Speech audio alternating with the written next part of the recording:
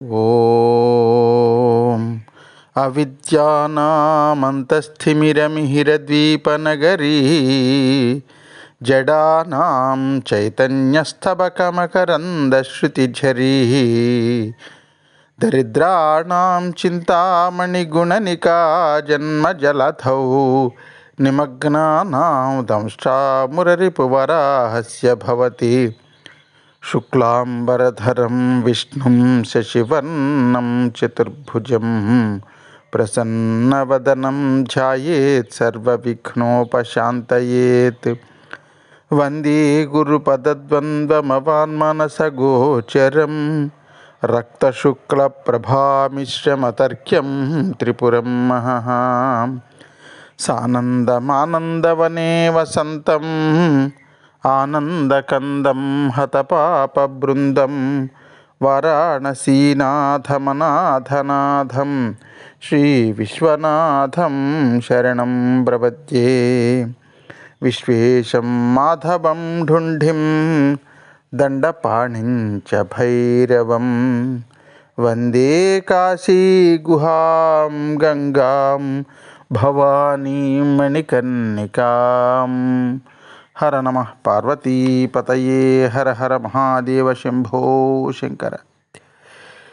భక్త మహాశైలర, సుబ్రహ్మణ్య స్వామి కుమారస్వామి లోపాముద్రతో కూడినటువంటి అగస్త్యుడికి కాశీమహిమ చెప్పడానికి అనేక రకములైనటువంటి మార్గాలు ఉన్నప్పటికీ కూడా ఆయన ఎంచుకున్నటువంటి మార్గం కార్యరూపాన్ని చూస్తూ కారణరూపాన్ని గుర్తించడం అనేటటువంటి విషయం నిన్నటి రోజున మనం చెప్పుకున్నాం. కుమారస్వామి కాశీ గురించి అగస్త్యుడికి చెప్పడానికి ఎంచుకునేటువంటి విధానం మన కంటికి కనపడుతున్నదంతా కార్యమైతే దీనికంతటికీ ఒక కారణం ఉండాలి. ఆ కారణం ఎవరు అంటే ఆయనే పరమాత్మ. చూడండి, మన కంటికి ఎదురుగుండా కుండ కనిపిస్తుంది. కుండ కార్యము, కానీ ఆ కుండ తయారవ్వడానికి కారణం ఏమిటి? మట్టి కారణం. అలాగే మనం ధరిస్తున్నటువంటి ఈ దుస్తులు, బట్టలు కార్యము, కానీ దాని కారణము దూది. మనం ఒక ఇంటిని కట్టామనుకోండి, ఇంటికి తలుపులు ద్వారబంధాలు కావాలి. కర్ర ఎక్కడి నుంచి వస్తుంది? అడవి నుంచి వస్తుంది. ఇంటికి ఇటుకలు కావాలి, ఎక్కడో బట్టీలో మట్టితో తయారైతే అక్కడి నుంచి వస్తాయి. మనం ఇల్లు కట్టేటప్పుడు మన చేత సృష్టింపబడినటువంటి పదార్థం ఏదైనా ఉపయోగిస్తామా అంటే అంతా పరమాత్ముడు ఇచ్చినవే. అందుకని కారణస్వరూపుడైనటువంటి పరమాత్మ కనపడడు. ఎందుకు ఆయన కనపడడు అంటే, ఎందుకంటే ఆయనకు శరీర ఇంద్రియములు ఏవీ లేవు కాబట్టి. అటువంటి పరమాత్మకి నేను ఒక్కడినే ఉన్నాను, కానీ చాలామందిగా అవ్వాలి అనుకున్నట్ట. అందుకని ఆయన ప్రకృతిని పిలిచాడు. ప్రకృతిని మాయా అని కూడా అంటారు. ఈ కుమారస్వామి అపూర్వమైనటువంటి కాశీమహిమను చెప్పడం మొదలు పెడుతూ, ఈ చరాచర జగత్తంతా కూడా ఒకప్పుడు జలప్రళయంలో నిండిపోయింది. ఆనాడు ఈ లోకంలో ఎవ్వరూ లేరు. భూమి లేదు, నక్షత్రములు లేవు, చంద్రుడు లేడు, సూర్యుడు లేడు, కాంతి లేదు, కటిక చీకటి అంధకారం తప్ప మరి ఏమీ లేదు. ఏ లోకాలు లేనటువంటి ఆ కాలంలో శూన్యమైనటువంటి ఆకాశం ఉంది, జలం ఉంది, అంతే. ఆ కాలంలో ఒక్క ప్రాణి కూడా లేదు. నీరు తప్ప మీరు లేరు. ఆ కాలంలో గుణము, రూపము, కర్మము లేనటువంటి పరమాత్ముడు అంతటా వ్యాపించి ఉండేవాడు. సృష్టి ఆరంభంలో పరమాత్మకు రూపం లేదు. ఆయన బ్రహ్మ కాదు, విష్ణువు కాదు, శివుడు కాదు, ఏమీ కాదు. ఒక చైతన్యం మాత్రమే. సర్వచైతన్య స్వరూపుడైన ఆయనకి ఒక ఆహ్లాదం కలిగింది, లీల చెయ్యాలనిపించింది. కొన్ని లోకాలని సృష్టించి వాటితో ఆ లోకాల్లో ఉన్నటువంటి జీవులతో వినోదించాలి అని అనిపించింది. వెంటనే ఆయన తెల్లటి రూపం ధరించాడు. ఈ తెల్లటి రూపాన్ని సంస్కృతంలో సత్వరూపము అని అంటారు. సత్వము అంటే తెలుపు అని ఒక అర్థం, శాంతము అని ఒక అర్థం, ఉండడం అని ఇంకో అర్థం కూడా ఉంది. అలా ఉండగలిగేటటువంటి శక్తి కేవలం శివుడికి మాత్రమే ఉంది. ఆయన అప్పుడు తన శరీరాన్ని రెండుగా విభజించాడు. అందులో ఒక భాగం అమ్మ అని పిలువబడింది. అమ్మనే అంబిక అని కూడా అంటాం. ఈశ్వరుడు తన శరీరాన్ని రెండుగా విభజించుకుని ఎడమ భాగమునకు అంబిక అని పేరు పెట్టుకున్నాడు, కుడి భాగమునకు పరమేశ్వరుడు లేక ఈశ్వరుడు అని పేరు పెట్టుకున్నాడు. ఈయనే అర్ధనైరీశ్వరుడు. ఈ అర్ధనారీశ్వరుడు ఈ చరాచర జగత్తు అంతా నీరు తప్ప ఇంకేమీ లేని రోజుల్లో తిరగడం మొదలుపెట్టాడు. అప్పుడు అమ్మ, ఏమయ్యా, ఎంతకాలం మనం ఇద్దరమే ఇలా తిరుగుతాం, మనం ఉండడానికి ఏదైనా ఒక మంచి లోకాన్ని సృష్టించండి అని అడిగింది. ఆ కటిక చీకటి కాలంలో ఈశ్వరుడు తన సంకల్పంతో ఒక అత్యద్భుతమైనటువంటి నగరాన్ని సృష్టించాడు. కాశ్రుదీప్తావనంగా విఖ్యాతమైన ధాతువున కాశీ అయ్య భూతలమునందు. ఆ నగరం కోటి సూర్యుల కాంతితో వెలిగిపోతోంది. కాశ్రు అంటే వెలగడం అని అర్థం. ఎప్పుడూ వెలుగుతూ ఉంటుంది కనుక దానికి కాశీ అని పేరు పెట్టారు. అంటే సర్వకాల సర్వ అవస్థలలో సూర్యుడు లేనప్పుడు కూడా తానే సూర్యుడి కన్నా ఎక్కువ వెలుగుతూ కటిక చీకటిలో కూడా వెలుగుతూ ఉంటుంది కనుక, పుట్టిన దగ్గర నుంచి నాశనము లేకుండా ఉంటుంది కనుక దాన్ని కాశీ అన్నారు. నిజానికి కాశ్రు అనేటటువంటి క్రియాపదానికి వెలుగుట అని అర్థం. ఎక్కడ వెలుగుతుంది? అన్ని చోట్ల వెలుగుతుంది. ఎప్పుడు వెలుగుతుంది? ఎల్లప్పుడూ వెలుగుతూ ఉంటుంది.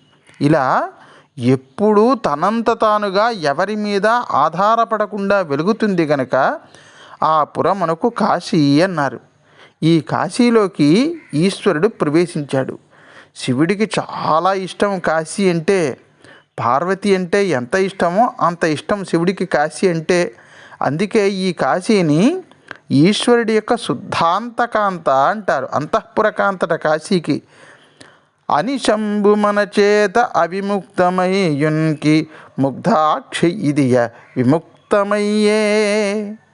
శివుడు పార్వతీదేవికి కాశీ మహిమని గురించి చెప్తూ, ఎప్పుడూ కాశీ విడిచిపెట్టకుండా మనిద్దరం ఎప్పుడూ అక్కడే ఉంటాము, మనం ఎప్పుడూ దాన్ని విడిచిపెట్టం కనుక దానికి అవిముక్త క్షేత్రము అని పేరు అని కాశీకి ఒక్క గొప్పదైనటువంటి పేరు అవిముక్తము. ముక్తము అంటే విడిచిపెట్టడం, విముక్తము అంటే పూర్తిగా విడిచిపెట్టేయడం. ఇంటిని విడిచిపెడితే విముక్తము అంటారు. ఎప్పుడు కూడా విడిచిపెట్టకుండా అక్కడే ఉండిపోతే దాన్ని అవిముక్తము అంటారు. ఏనాడు కాశీని శివపార్వతులు విడిచిపెట్టరు కనుక దానికి అవిముక్త క్షేత్రము అని పేరు వచ్చింది.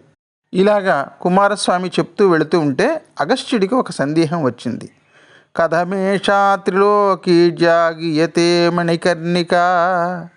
కాశీక్షేత్రంలో మణికర్ణిక అని ఒకటి ఉంది. ఆ మణికర్ణికకి ఆ పేరు ఎలా వచ్చింది స్వామి అన్నాడు.